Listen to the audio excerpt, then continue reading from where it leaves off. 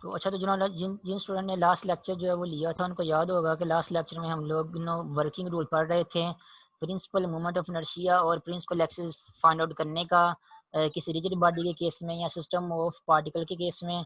तो working rule आपको यहाँ पर स्क्रीन नज़र आ रहा होगा। वर्किंग रूल किया था, पहला स्टेप ये था उसका कि जब भी आपको कोई रिजिड बॉडी या सिस्टम ऑफ पार्टिकल गिवन दिया गया हो, जिसके केस में आप लोगों ने प्रिंसिपल एक्सिस या principal moment of inertia find out करना है उस रिजिड बॉडी का या सिस्टम ऑफ पार्टिकल का, तो आप सबसे पहले क्या करें, किसी पॉइंट के ऊपर या फिर आसानी के लिए क्या करें कि ओरिजिन के ऊपर जो है ना इनर्शिया मैट्रिक्स जो है फाइंड आउट करें। ओरिजिन के ऊपर इनर्शिया मैट्रिक्स फाइंड आउट करने का मतलब ये है कि ओरिजिन पे आप एक्स वाई जी एक्स जो तीन म्यूचुअल परपेंडिकुलर आपके पास हैं, उन तीन एक्सिस को यूज करते हुए इनर्शिया मैट्रिक्स के जो कंपोनेंट्स हैं, for example I of double x, I of x y, I of y z, वो 9 कंपोनेंट्स हैं, वो सारे के सारे फाइंड आउट करने के बाद इनर्शिया मैट्रिक्स जो है वो फाइंड आउट करें।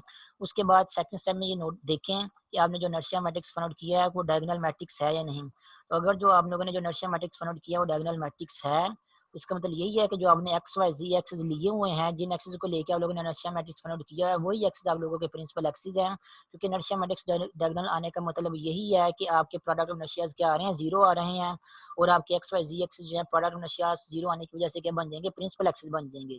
अब क्योंकि वो प्रिंसिपल एक्सिस बन गए हैं डायगोनल आने की वजह से, तो उन एक्सिस के करस्पॉन्डिंग जो मोमेंट ऑफ इनर्शियाज मिलते हैं, I of double x, I of double y, I of double z, वो उनको हम प्रिंसिपल मोमेंट ऑफ इनर्शियाज क्या देते हैं। ये तब कहेंगे जब हम हमारा इनर्शिया मैट्रिक्स जो है डायगोनल मैट्रिक्स आएगा। और बिल फर्ज जो कि मोस्टली केसेस में होगा कि अगर आपका इनर्शिया मैट्रिक्स फाइंड आउट किया हुआ है एक्स वाई जी एक्सिस के अबाउट, ओरिजिन के अबाउट, तो इनर्शिया मैट्रिक्स जो है वो डायगोनल नहीं आया, कह लें कि at least one diagonal non diagonal anti जो है वो जीरो की इक्वल नहीं है। अगर एक भी नॉन डायगोनल एंटी जीरो की इक्वल नहीं है, तो हमारा जो इनर्शिया मैट्रिक्स होगा वो नॉन डायगोनल होगा, डायगोनल मैट्रिक्स नहीं होगा।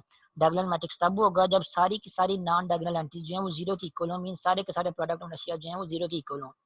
अगर एक भी प्रोडक्ट ऑफ इनर्शिया या नॉन डायगोनल एंट्री जो है वो जीरो के इक्वल नहीं आती, तो इनर्शिया मैट्रिक्स क्या होगा, नॉन डायगोनल होगा। और इस केस में आप लोगों ने क्या करना होगा, अगर आपका इनर्शिया मैट्रिक्स जो है वो नॉन डायगोनल है, तब आप लोगों ने क्या करना है, जो नॉन डायगोनल इनर्शिया मैट्रिक्स था आपने उसकी इनर्शिया मैट्रिक्स की आइगन वैल्यूज जो है वो फाइंड आउट करनी है। और आइगन वैल्यूज की डेफिनेशन क्या होती है, कैसे फाइंड आउट करते हैं, आपको प्रीवियस लेक्चर में बताया था मैंने। वो जो आइगन वैल्यूज तीन आपको मिलेंगी इनर्शिया मैट्रिक्स की, उनको हम कहेंगे वो क्या है, प्रिंसिपल मोमेंट ऑफ इनर्शियाज है, रिजिड बॉडी के या सिस्टम ऑफ पार्टिकल के जो भी अंडर डिस्कशन है। और उन हर आइगन वैल्यू के करस्पॉन्डिंग आपको एक एक आइगन वेक्टर भी मिलेगा। तो जो आइगन जिस जिस आइगन वैल्यूज के करस्पॉन्डिंग आपको आइगन वेक्टर मिलेगा, उस आइगन वेक्टर वो आइगन वेक्टर आपको बताएगा कि उस आइगन मोमेंट ऑफ इनर्शिया के करस्पॉन्डिंग जो है, प्रिंसिपल मोमेंट ऑफ इनर्शिया के करस्पॉन्डिंग जो प्रिंसिपल एक्सिस है उसकी डायरेक्शन क्या है। ठीक है, आपको जाहिर बात है प्रिंसिपल मोमेंट ऑफ इनर्शिया किसी ना किसी प्रिंसिपल एक्सिस की बॉडी निकालते हैं, तो आइगन वेक्टर जो है वो आपको बताएगा कि आपने जो आइगन वैल्यू पुट की है, आइगन वेक्टर आपको बताएगा कि आपने जो आइगन वैल्यू पुट की है, जो जिसको हम प्रिंसिपल मोमेंट ऑफ इनर्शिया कहते हैं आइगन वैल्यू को, वो आइगन वैल्यू किस प्रिंसिपल एक्सिस के करस्पॉन्डिंग इवैल्यूएट होती है, उस प्रिंसिपल एक्सिस की डायरेक्शन जो है वो आइगन वेक्टर आपको बताएगा। तो प्रिंसिपल एक्सिस की डायरेक्शन बताने का मतलब यही है कि आप जो है वो एक्सिस के प्रिंसिपल एक्सिस के बारे में बता देंगे एक्चुअली आपका एक्सिस जो है वो किस डायरेक्शन में है। तो ये था working rule principal axis find out करने का।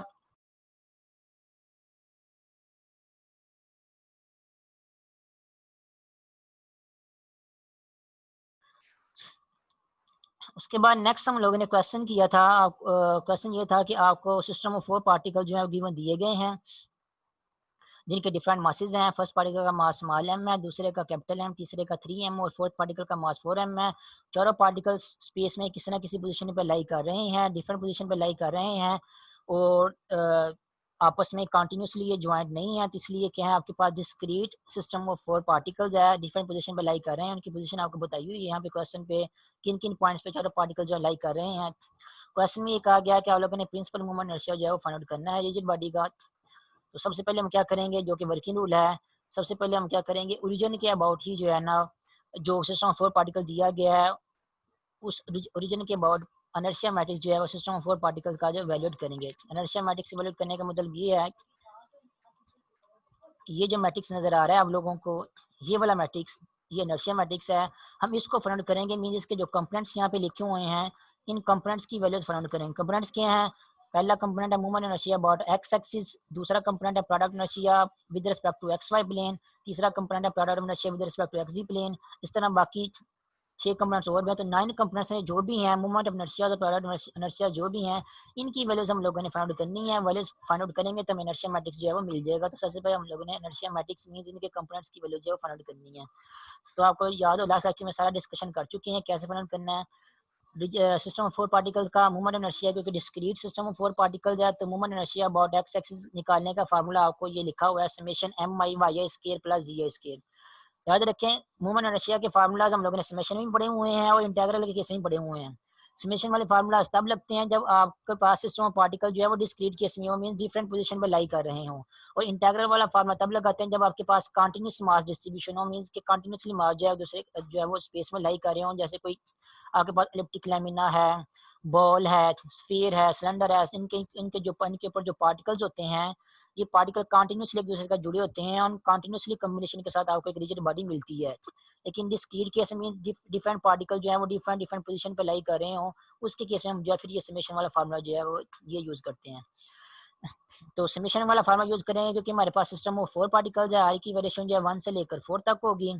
तो आई की वैल्यू 1 पुट करेंगे, 2 पुट करेंगे, 3 पुट करेंगे एंड 4 पुट करेंगे, आपको ओवरऑल 4 टर्म्स मिलेंगी। पहली टर्म पहले पार्टिकल के केस में होगी, दूसरी टर्म जो है वो सेकंड पार्टिकल के केस में, तीसरी टर्म तीसरे पार्टिकल के केस में और फोर्थ टर्म जो है फोर्थ पार्टिकल के केस में होगी। तो आई ऑफ एक्स एक्स की वैल्यू फाइंड आउट करेंगे तो वो क्या मिलेगी आपके पास 20 m square. I of y y की वैल्यू भी इस तरह करस्पॉन्डिंगली फाइंड आउट करेंगे इसी वे से, तो वो 20 वो भी 20 एम स्क्वायर है। और आई ऑफ जी जी की भी 20 एम स्क्वायर है। जरूरी नहीं है कि हमेशा सेम आए, ये जो सिर्फ इसी पर्टिकुलर क्वेश्चन के केस में सेम आ रही है तो उससे कोई फर्क नहीं पड़ता सेम आए या डिफरेंट आए। तो फिलहाल यहाँ पे जो क्वेश्चन हम सॉल्व कर रहे हैं उसमें movement of inertia, I of x x, I of y y, I of z z, तीनों की वैल्यू जो है वो सेम आ रही हैं फिलहाल। ठीक है, मैं फिर अगेन बता दूं कि ये कुछ जरूरी नहीं है कि मूवमेंट इनर्शिया तीनों कहाँ से सेम आना चाहिए, इन जनरल तीनों कहाँ से डिफरेंट ही होता है।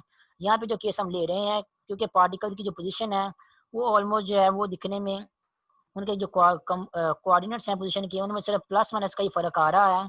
और हम हमारा जो मूवमेंट इनर्शिया का निकालने का फार्मूला है उसमें कंपोनेंट्स का स्केयर आता है, वाई कंपोनेंट्स का जी कंपोनेंट का स्केयर, इसलिए वो प्लस माइनस से कुछ ज़्यादा फर्क नहीं पड़ रहा फार्मूले में। और आपका आंसर जो आ रहा है मूवमेंट इनर्शिया का वो तीनों ही एक्सिस के बोर्ड के आ रहा है, 20 एम स्क्वायर सेम ही आ रहा है।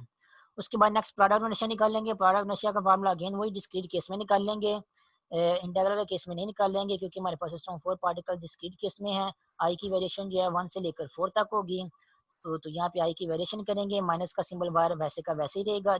आई की वैल्यू 1 पुट करेंगे तो आपके पास आएगा m1 y1 और x1। इस तरह आई की वैल्यू 2 पुट करेंगे तो आपके पास आएगा m2 x2 y2 plus and so on. इस तरह आई की वैल्यू जो है 3 पुट करेंगे तो आपको तीसरी टर्म मिलेगी, और इस तरह प्लस आई की वैल्यू 4 पुट करेंगे तो आपको फोर्थ टर्म मिलेगी। इस तरह आपके पास आ जाएगा माइनस ब्रैकेट में जो भी है 4 टर्म्स आपको मिल जाएंगी चारों पार्टिकल्स के केस में। तो यहाँ पे m1 क्या है, फर्स्ट पार्टिकल का मास, वो क्या आएगा स्मॉल m, और फर्स्ट पार्टिकल का एक्स कंपोनेंट फर्स्ट पार्टिकल के वाई कंपोनेंट के साथ मल्टीप्लाई हो रहा है तो यहाँ पे ए स्क्वायर आ जाएगा। उसके बाद m2 क्या है, सेकंड कंपोनेंट का पार्टिकल का मास है, यहाँ पे सेकंड पार्टिकल का मास 2m आ जाएगा। उसके बाद x2 क्या है, सेकंड पार्टिकल का फर्स्ट कंपोनेंट, और y2 क्या है, सेकंड पार्टिकल का सेकंड कंपोनेंट। तो अगर आप देखें कि फर्स्ट सेकंड पार्टिकल की पोजीशन आपको दी हुई है क्वेश्चन में, उसका जो सेकंड पार्टिकल का फर्स्ट कंपोनेंट क्या है वो प्लस ए है, और सेकंड पार्टिकल का जो सेकंड कंपोनेंट वो क्या है माइनस ए, एक्स कंपोनेंट प्लस ए है, वाई कंपोनेंट जो है वो माइनस ए है। तो एक्स वाई के साथ जब मल्टीप्लाई होगा सेकंड पार्टिकल के केस में, तो एक्स जब माइनस ए से मल्टीप्लाई होगा तो आपके पास आंसर में यहाँ पे आ जाएगा माइनस ए स्क्वायर। इसी तरह बाकी पार्टिकल के मासेस और कंपोनेंट्स को मल्टीप्लाई करेंगे, आपके पास कैलकुलेशन करने के बाद आपको पता चलेगा कि आई ऑफ एक्स वाई का आंसर जो है वो क्या आ रहा है, 0 आएगा। सभी क्या होंगे आपस में कैंसिल आउट हो जाएंगे, कैंसिल आउट होने के बाद आपका आंसर क्या मिल रहा है, 0 मिल रहा है। और ये जनरल बात है कि आई ऑफ एक्स वाई हमेशा आई ऑफ वाई एक्स के इक्वल ही होता है। ठीक है, तो अगर आई ऑफ एक्स वाई की वैल्यू 0 आई है तो आई ऑफ वाई एक्स की वैल्यू भी 0 ही आएगी। उसके बाद नेक्स्ट प्रोडक्ट इनर्शिया जो है आई ऑफ वाई जी, उसकी वैल्यू वैलिड करेंगे। तो उसकी वैल्यू कैसे वैलिड करेंगे, वही अगेन फार्मूला लगाएंगे प्रोडक्ट इनर्शिया का। आई ऑफ वाई जी के केस में माइनस समेशन एम आई वाई आई जी आई की वेरिएशन 1 से लेकर 4 तक होगी। वेरिएशन करने के बाद अगेन वैसे ही पार्टिकल के मासेस और उनके कंपोनेंट्स की वैल्यूज वाई कंपोनेंट और जी कंपोनेंट जो उनको मल्टीप्लाई करके वो यहाँ पे लिखते जाएंगे वैल्यूज उनकी, फिर कैलकुलेशन करेंगे और कैलकुलेशन के बाद पता चलेगा कि आई ऑफ वाई जी जो है उसका आंसर आ रहा है प्लस एम ए स्केयर, और आई ऑफ वाई जी जो है वो आई ऑफ जी वाई के ही इक्वल भी होगा, ये जनरली हमेशा होल्ड करती है इक्वलिटी। उसी तरह आई ऑफ एक्स जी का आंसर निकालेंगे, आई ऑफ एक्स जी का आंसर भी 2m ए स्केयर आएगा, और वो किसके इक्वल है, वो इक्वल टू है आई ऑफ सी एक्स के। तो इनर्शिया मैट्रिक्स के सभी कंपोनेंट्स की वैल्यू फाइंड आउट कर ली है हम लोगों ने। वैल्यूज फाइंड आउट करने के बाद उन वैल्यूज को इनर्शिया मैट्रिक्स में पुट करेंगे। तो ये इनर्शिया मैट्रिक्स हम लिख दिया है। इनर्शिया मैट्रिक्स की वैल्यूज पुट करने के बाद हमारे पास जो है वो ये वाली जो एक्सप्रेशन जो है बन जाता है, जिसमें आप देख सकते हैं कि जो मूवमेंट ऑफ इनर्शिया जो कि डायगोनल में आ रहे हैं सभी के यहाँ 20 m स्क्वायर है, वो सेम आ रहे हैं। जरूरी नहीं है हमेशा सेम हो, लेकिन यहाँ पे सेम आ रहे हैं तो वो लिख दिए यहाँ पे आई ऑफ एक्स वाई और I of y z, sorry I of y x, इनकी वैल्यू 0 थी वो यहाँ पे लिख दी है। इस तरह बाकी कंपोनेंट्स की वैल्यूज भी यहाँ पे पुट कर दी हैं। और क्लियरली ये वाला मैट्रिक्स जो आपके पास बन रहा है इनर्शिया मैट्रिक्स, ये जो है वो डायगोनल मैट्रिक्स जो है वो नहीं है। इसका मतलब ये जो आपको आंसर मिले थे यहाँ पे मूवमेंट ऑफ इनर्शिया के, ये वाला 20 m स्क्वायर, ये वाला 20 m स्क्वायर, ये वाला 20 m स्क्वायर, ये मूवमेंट ऑफ इनर्शिया तो है लेकिन प्रिंसिपल मूवमेंट ऑफ इनर्शिया नहीं है, क्योंकि प्रोडक्ट इनर्शिया 0 नहीं आ रहे। इन अदर वर्ड्स कह लें कि इनर्शिया मैट्रिक्स जो है वो डायगोनल मैट्रिक्स जो है वो नहीं बन रहा। तो अब जब इस केस में जब आपका इनर्शिया मैट्रिक्स डायगोनल मैट्रिक्स नहीं होगा तो आपने क्या करना है, इस इनर्शिया मैट्रिक्स की आइगन वैल्यूज जो है वो फाइंड आउट करनी है। आइगन वैल्यूज का आपको पता है किसी मैट्रिक्स की कैसे फाइंड आउट करते हैं।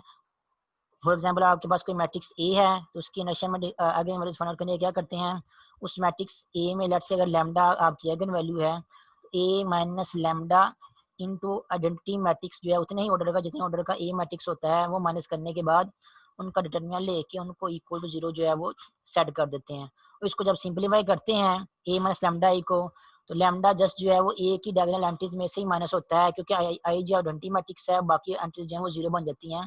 तो इनर्शिया मैट्रिक्स के केस में आपका जो है वो, और यहाँ पे अगर आप ए की जगह इनर्शिया मैट्रिक्स रखते हैं तो आपका एक्सप्रेशन जो है ओपन करने के बाद ये वाला बन जाएगा आइगन वैल्यूज फाइंड आउट करने के केस में, कि लैम्डा जो है वो इनर्शिया मैट्रिक्स की जो डायगोनल एंट्रीज हैं ये वाली, इनमें से माइनस होगा, बाकी में से जो है वो माइनस नहीं होगा। क्यों नहीं होगा, क्योंकि आइडेंटिटी मैट्रिक्स के साथ मल्टीप्लाई होने के बाद माइनस होता है लैम्डा, और आइडेंटिटी मैट्रिक्स में नॉन डायगोनल एंट्री 0 होती है तो लैम्डा मल्टीप्लाई होने के बाद वहाँ पे 0 बन जाता है। तो यहाँ पे एक्चुअली -0 आता है, यहाँ भी एक्चुअली -0 आता है, जो कि हम लोग नहीं लिखते क्योंकि -0 लिखने की जरूरत नहीं है यहाँ पे। तो आइगन वैल्यूज फाइंड आउट करने के लिए क्या करेंगे, ये इस एक्सप्रेशन को यूज करेंगे यहाँ पे इनर्शिया मैट्रिक्स को यूज करते हुए, उसका determinant inertia matrix minus lambda I उसका determinant is equal to 0 set करेंगे।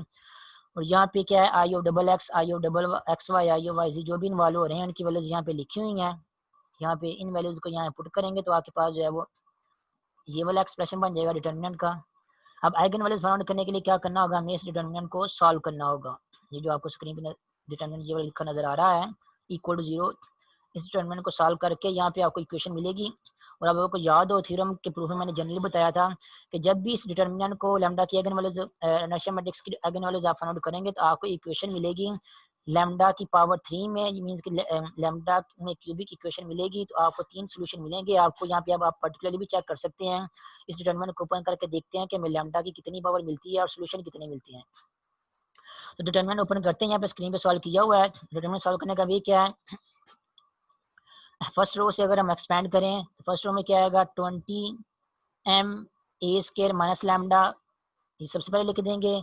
उसके बाद फर्स्ट रो और फर्स्ट कॉलम को छोड़ने के बाद बाकी जो एलिमेंट्स बच गए हैं उनके मैट्रिक्स का डिटरमिनेंट जो है वो साइड पे मल्टीप्लाई करते हैं। तो इनका डिटरमिनेंट जो है जो बाकी एलिमेंट्स बच गए हैं ये वाले, इनका डिटरमिनेंट क्या होगा 20m ए स्क्वायर माइनस लैम्डा, फिर 20m ए स्क्वायर लैम्डा से मल्टीप्लाई होगा तो यहाँ पे उसका स्क्वायर आएगा। यहाँ तक ये स्क्वायर ओपन करके लिखा हुआ है यहाँ पे। और उसके बाद 4m ए स्क्वायर, इस 4m ए स्क्वायर से मल्टीप्लाई होगा वो हो जाएगा 16m स्क्वायर ए की पावर 4, तो यहाँ पे आ जाएगा 16m स्क्वायर ए की पावर 4। तो यहाँ पे जो स्क्वायर है ये ओपन किया हुआ है, यहाँ पे पहले से ही डायरेक्टली ओपन करके लिखा हुआ है यहाँ पे। और ओपन करने के बाद इन सबको सिंप्लीफाई करना है, सॉल्व करना है। आप देखेंगे कि यहाँ पे दो आपके पास जैसे डिटरमिनेंट को सॉल्व करते हैं कि दो रियल आइगन वैल्यूज हमारे पास रियल नंबर आएंगी, तो दो ब्रैकेट जब आपस में रियल नंबर्स की आपस में मल्टीप्लाई हो रहे हैं, दो रियल नंबर आपस में मल्टीप्लाई हो रहे हो, हमें पता है लैम्डा क्या है, आइगन वैल्यूज हैं तो जब दो नंबर्स आपस में मल्टीप्लाई हो रहे हैं, चाहे वो रियल नंबर हो चाहे कम्प्लेक्स नंबर हो, उनको मल्टीप्लाई करने के बाद जब इक्वल टू जीरो आंसर आता है तो उनमें से एटलीस्ट एक नंबर जो है वो लाजमी जीरो के इक्वल होता है। यहाँ तो पहली ब्रैकेट का आंसर जो है वो जीरो के इक्वल होगा, यहाँ पे एंड की बजाय यहाँ पे और आएगा, और जो सेकंड टर्म लिखी हुई है उसका आंसर जीरो के इक्वल आएगा। यहाँ पे क्या इस इक्वेशन को जो ब्रैकेट लिखी हुई है इसको सिंपलीफाई करने के बाद यहाँ पे ये लिखा हुआ है ये सारे का सारा, आप देख सकते हैं। सर एक हाँ सर इस डिटरमिनेंट को पूरा तो नहीं ओपन किया गया, इसकी तो अभी तक एक टर्म लिखी और फिर नेक्स्ट भी आने। देखो ना, हमने क्या किया, इस डिटरमिनेंट को ओपन करके हमने लैम्डा की वैल्यू निकाल ली है, ठीक है ना। तो डिटरमिनेंट को ओपन आप ये भी कर सकते हो ना, इसको इसके साथ मल्टीप्लाई कर दो, मल्टीप्लाई करोगे तो यहाँ पे देखो यहाँ पे क्या आ रहा है, यहाँ पे लैम्डा की पावर 1 आ रही है, यहाँ पे कह रहा है लैम्डा का स्क्वायर आ रहा है। तो मल्टीप्लाई होगा जब लैम्डा की मैक्सिमम पावर क्या आएगी, 3 आएगी, तो आपको क्यूबिक इक्वेशन मिल जाएगी। अब लैम्डा क्यूबिक इक्वेशन सॉल्व करने के लिए क्या करोगे, यहाँ तो सिंथेटिक डिवीजन लगाओगे, या देखोगे कुछ कॉमन आता है नहीं आता, कॉमन निकालने के बाद कुछ फैक्टर्स बनाओ, फैक्टर्स बनाने के बाद फैक्टर्स को अलग अलग इक्वल टू जीरो सेट करो, इक्वल टू जीरो सेट करने के बाद फिर उनको जो है अलग से सॉल्व करो, जैसे क्वाड्रेटिक इक्वेशन में करते हैं कि आपकी इस तरह के दो फैक्टर क्वाड्रेटिक जी इक्वेशन हो सर। तो आपके दो फैक्टर्स बन जाते हैं, एक 2x माइनस समथिंग जो भी है x माइनस समथिंग बन जाता है, और दूसरा जो है वो x प्लस समथिंग या जो भी है इस तरह का कुछ एक्सप्रेशन जनरली बन जाता है। इक्वल टू जीरो आप क्या करते हैं, इसको अलग इक्वल टू जीरो सेट करते हैं, इसको अलग इक्वल टू जीरो सेट करते हैं, क्यों करते हैं कि फैक्टर बन गए हैं, सॉल्व करना आसान हो जाएगा। और ओरिजिनल इक्वेशन क्या थी, ओरिजिनल इक्वेशन 2 थी जिसके आपने फैक्टर बनाए हैं। अब यहाँ पे जब अगर आप कंप्लीटली सॉल्व कर दोगे तो ठीक है, आपने डिटरमिनेंट ओपन कर लिया, सॉल्व कर लिया, लेकिन आपने वो सॉल्व करने का आपको फायदा नहीं है, पूरे का पूरा पावर 3 बनाने का फायदा नहीं है, क्योंकि पावर जब 3 आ जाएगी लैम्डा क्यूब आ जाएगा। अब आपने उस क्यूबिक इक्वेशन को सॉल्व करके लैम्डा की वैल्यू निकालनी है, तो लैम्डा की वैल्यू निकालने के लिए आपको फिर कोई ना कोई टेक्निक अप्लाई करनी पड़ेगी, या तो सिंथेटिक डिवीजन लगाना पड़ेगा। सिंथेटिक डिवीजन से भी आपको अगर याद हो तो फैक्टर्स ही बनते हैं, कि सिंथेटिक डिवीजन से एक लीनियर फैक्टर बनता है x माइनस ए टाइप का कुछ इस तरह का, जिस नंबर से हम डिवाइड करते हैं ए से। उसके बाद दूसरा फैक्टर जो है वो क्वाड्रेटिक बनता है, यहाँ पे ए एक्स के या कुछ भी, अगर आपको सिंथेटिक डिवीजन याद हो, अगर आप मैट्रिक या फैसे में की है। तो सिंथेटिक डिवीजन कब लगाते हैं, जब आपके पास पावर 3 या 3 से ज्यादा हो। वो क्या करती है, वो भी आपको फैक्टर से ही बना के देती है ताकि आप इक्वेशन को इजिली सॉल्व कर सकें। हमने क्या किया यहाँ पे, हमने इसको पूरा डिटेल में डिटरमिनेंट को ओपन करके लैम्डा की पावर 3 जो है नहीं बनाई, क्योंकि वो हमने क्यों नहीं बनाई, यहाँ पे वो बनाने का हमें फायदा नहीं है, क्योंकि 3 बनाने ठीक के सर बाद जी। फिर भी हमें फैक्टर्स ही बनाने पड़ेंगे। क्यों बनाने पड़ेंगे, क्योंकि हमने लैम्डा की वैल्यू निकालनी है, ठीक है ना। तो बजाय इसके कि लैम्डा पावर 3 बनाए, फिर सिंथेटिक जी डिवीजन सर लगा ठीक। के कुछ और प्रोसीजर लगा के हम फिर इनको सिंपलीफाई करें और किस तरीके से लैम्डा की वैल्यू निकालें, तो बेहतर यही है कि हम डिटर्मिनेंट को जो है वो उतना ही सिंपलीफाई करते हैं जितनी हमें जरूरत है, जितना हमारे लिए आसान है, जितना सिंपलीफाई करके हमें लैम्डा की वैल्यू इजीली मिल सकती है। क्योंकि इस डिटर्मिनेंट को ओपन करने का हमारा मकसद क्या है, इस डिटर्मिनेंट को ओपन करने का हमारा मकसद यही है कि यहाँ पे जो लैम्डा आ रहा है, जो कैगन वैल्यूज हैं, उनकी वैल्यूज हम लोगों ने फाइंड आउट करनी है।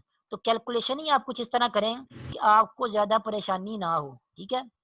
डिटर्मिनेंट को ओपन किया है, आप मुझे उम्मीद है आपको पता चल गया कि डिटर्मिनेंट को जी ओपन सर। कैसे किया, ठीक है।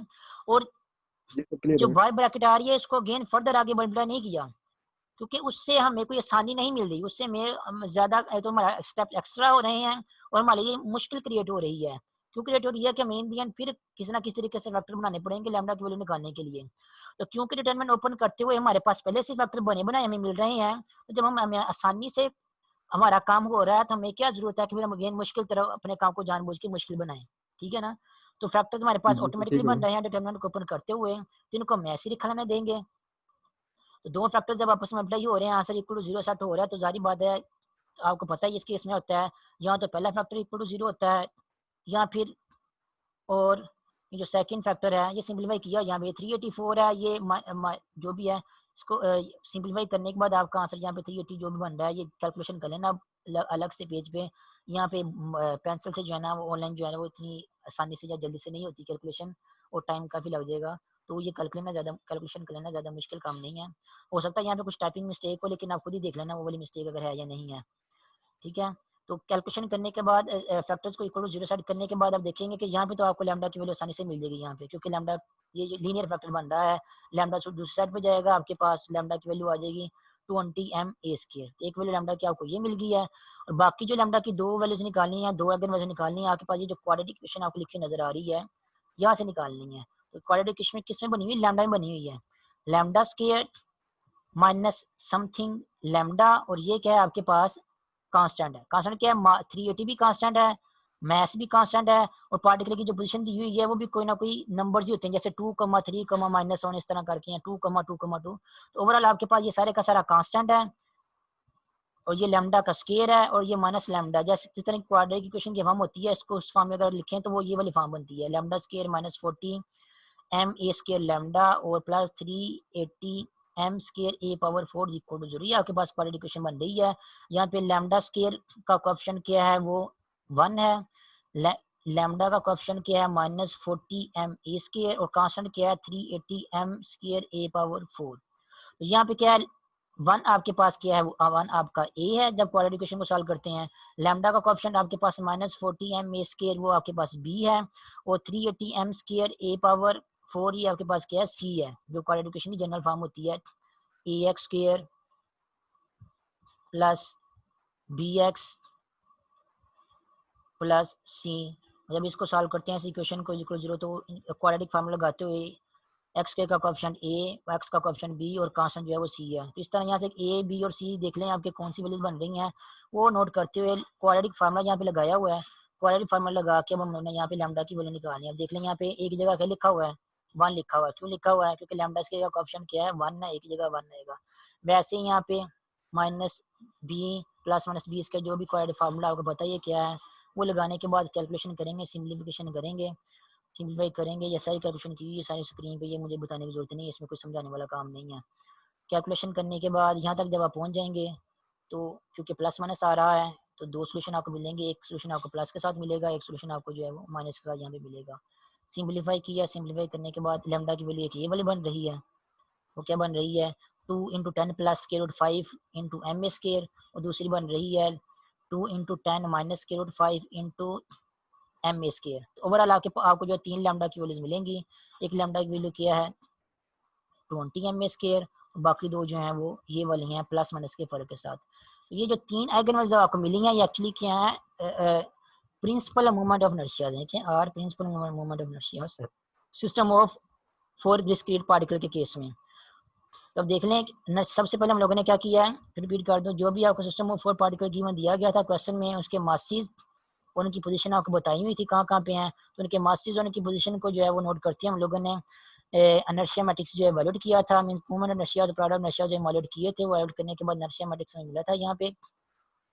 क्योंकि अब ये इनर्शिया मैट्रिक्स डायगोनल मैट्रिक्स नहीं था, इसलिए हम नेक्स्ट जो है वो इस इनर्शिया मैट्रिक्स की आइगन वैल्यूज निकालेंगे। यहाँ पे याद रखना, अगर ये इनर्शिया मैट्रिक्स डायगोनल मैट्रिक्स है तो फिर क्या होगा, ये भी वैल्यू जीरो, ये तो जीरो ही है, ये भी जीरो होगी, ये भी जीरो होगी, ये भी वैल्यू जीरो होगी, ये भी जीरो होगी, और ये पहले से ही जीरो है। तो डायगोनल होगा तो ये जितनी भी वैल्यूज यहाँ पे मैंने रेड बॉक्स में लिखी हैं ये सारी की सारी क्या जीरो होगी। और आप कह सकेंगे आपका इनर्शिया मैट्रिक्स डायगोनल मैट्रिक्स है, उस केस में आपने जो यहाँ पे ये वाली वैल्यू निकाली हुई है यही आपकी प्रिंसिपल मूवमेंट इनर्शिया होंगी। तब आपको आइगन वैल्यूज निकालने की जरूरत नहीं है। अगर आइगन वैल्यूज निकालने की कोशिश करते भी हैं फिर भी आपकी आइगन वैल्यूज यही वैल्यूज आएंगी जो कि दरमियान में लिखी हुई हैं डायगोनल मैट्रिक्स के केस में, याद रखें।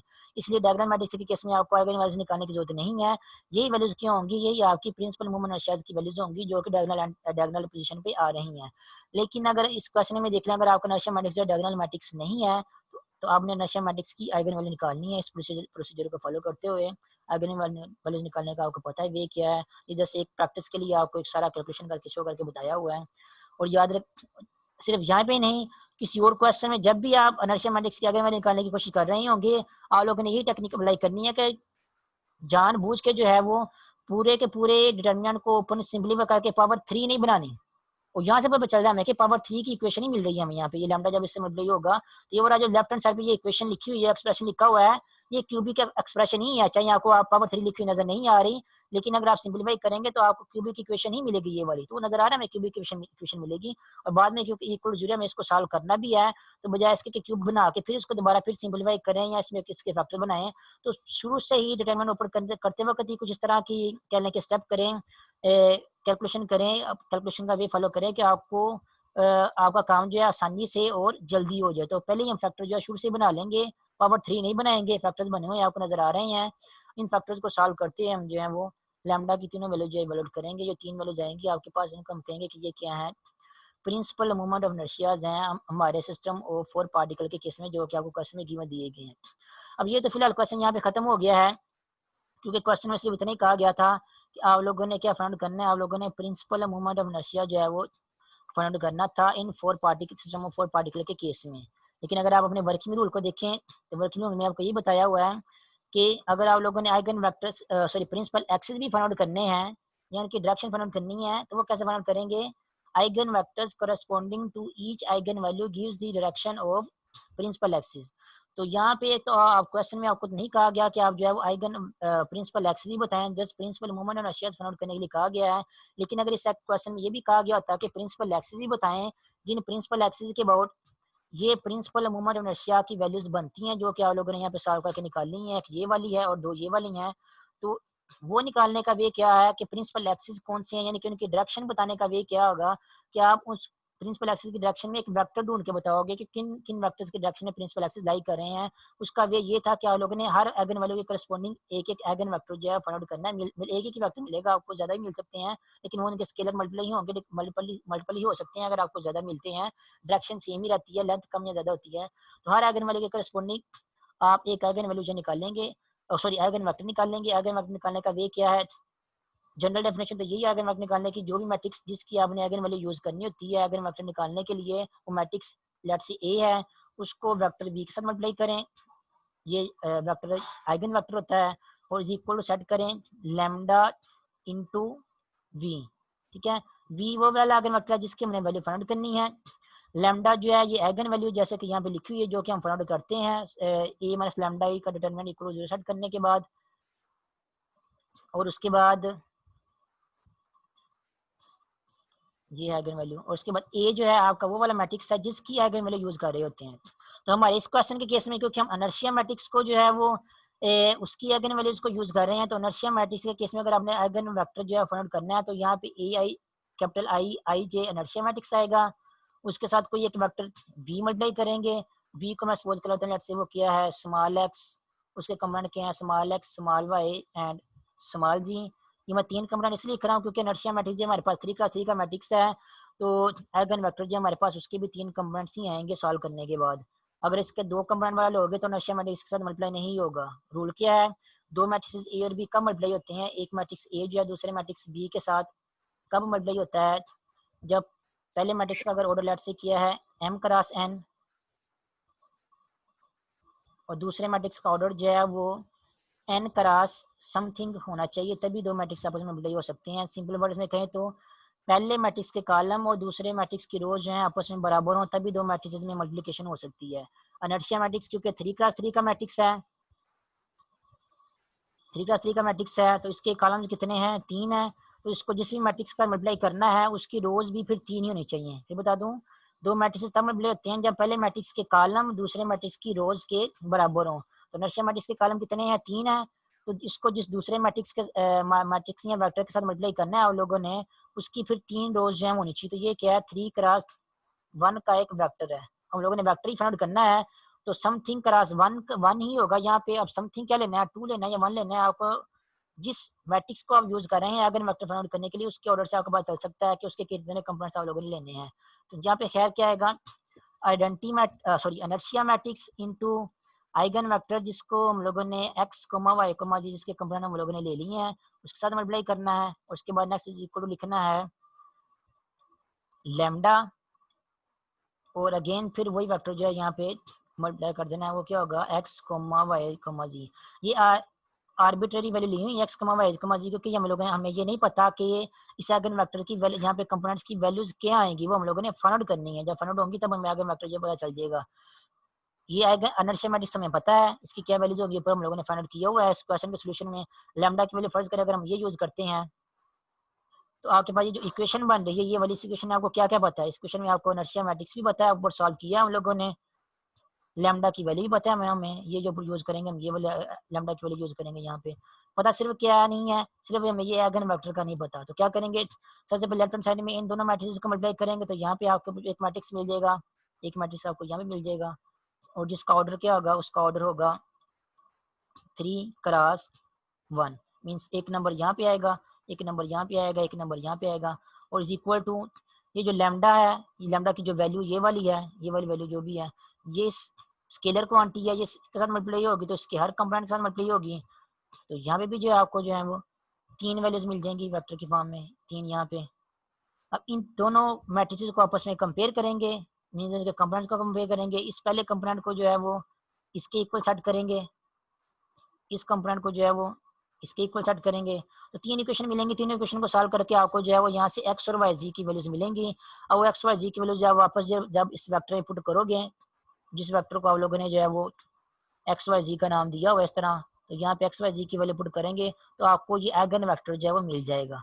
अब ये एगन वेक्टर जो है वो इसकी कोई ना कोई डायरेक्शन भी लाजमी होगी, तो ये डायरेक्शन जो होगी वो आपको बताएगी कि इस आइगन वैल्यू के करस्पॉन्डिंग जो प्रिंसिपल एक्सिस है वो एक्चुअली इस वेक्टर की डायरेक्शन में है, तो वो आपको इस आइगन वेक्टर की डायरेक्शन से पता चल जाएगा। तो यहाँ पे मैं सारा सिंपली सॉल्व नहीं कर रहा क्योंकि उसमें टाइम लगेगा सारा सॉल्व करने में। जैसा आपको फिलहाल आइडिया बताया है कि आइगन वेक्टर आप लोगों ने कैसे सॉल्व फाइंड आउट करना है आइगन वैल्यू को यूज करते हुए। तो इस क्वेश्चन में तो खैर आइगन वेक्टर्स फाइंड आउट करने के लिए नहीं कहा हुआ, नेक्स्ट लेक्चर में फिर क्वेश्चन करेंगे और उन क्वेश्चन में जो है वो उन्होंने प्रिंसिपल मूवमेंट ऑफ इनर्शिया के साथ साथ प्रिंसिपल एक्सिस भी फाइंड आउट करने के लिए कहा गया होगा। तो फिर आपको वहाँ पे एक कंप्लीट सॉल्यूशन दिखाएंगे कि आइगन वैल्यू को यूज करते हुए आप लोगों ने आइगन वेक्टर्स कैसे फाइंड आउट करने हैं, और वो आइगन वेक्टर की जो डायरेक्शन होगी वही आपको बताएगी कि प्रिंसिपल मोमेंट नशिया जो है जिन प्रिंसिपल एक्सिस के होंगे उनकी डायरेक्शन जो है वो कौन सी है।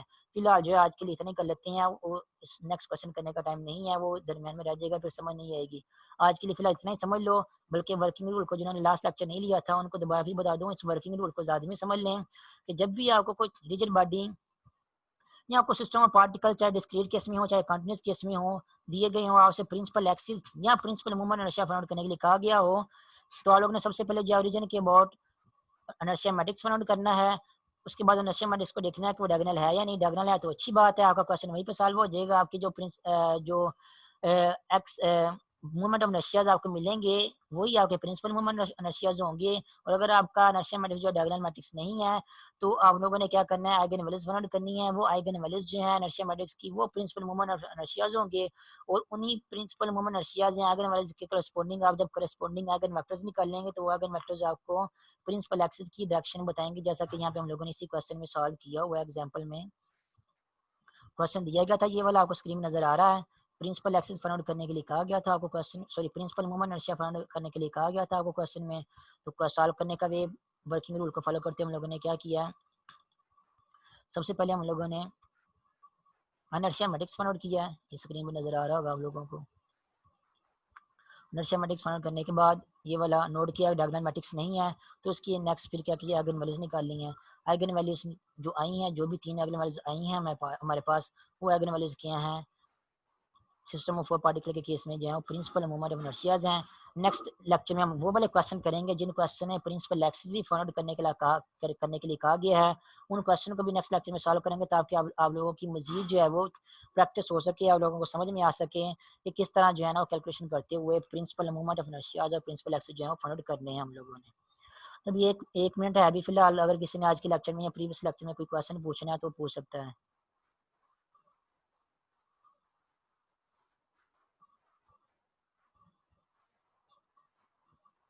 अगर किसी ने आज के लेक्चर में या प्रीवियस लेक्चर में से कोई क्वेश्चन पूछना है तो वो पूछ सकता है। सर जो आइगन वेक्टर फाइंड किया आपने, हाँ तो उसे अगर हम वेक्टर की फॉर्म में लिखना चाहें, इधर तो मैट्रिक्स फॉर्म में वेक्टर की फॉर्म में लिख सकते वो तो बाद में लिख सकते हैं ना, वो फाइंड आउट करने के लिए मैट्रिक्स का लेके मेथड फॉलो करते हैं ना। मैट्रिक्स का मेथड जैसे सिस्टम ऑफ इक्वेशन को जब हम सॉल्व करते हैं तो मैट्रिक्स के जरिए सॉल्व कर सकते हैं, जैसे ax equal to b। System of equation को मैट्रिक्स की फॉर्म में लिख के मैट्रिक्स के ऑपरेशंस को यूज करते हुए और उसमें जो अननोन इन्वॉल्व होते हैं उनकी वैल्यूज फाइंड आउट करते हैं, बाद में अलग अलग वैल्यूज लिख सकते हैं। वैसे ही आपको जो वेक्टर मिलता है उसको हम फाइंड आउट तो कॉलम मैट्रिक्स की फॉर्म ही करते हैं इस तरह, लेकिन आप उसको जी बाद सर। में जो है वेक्टर की फॉर्म में भी लिख सकते हैं, वो एक ही बात है। एक्स आई सर प्लस वाई जे प्लस जी जे इस तरह लिख सकते हैं। वो तो यूज ऑफ मैट्रिक्स ऑपरेशन कर रहे हैं, डेफिनेशन जो यूज करी उसमें मैट्रिक्स इन्वॉल्व हो रहे हैं।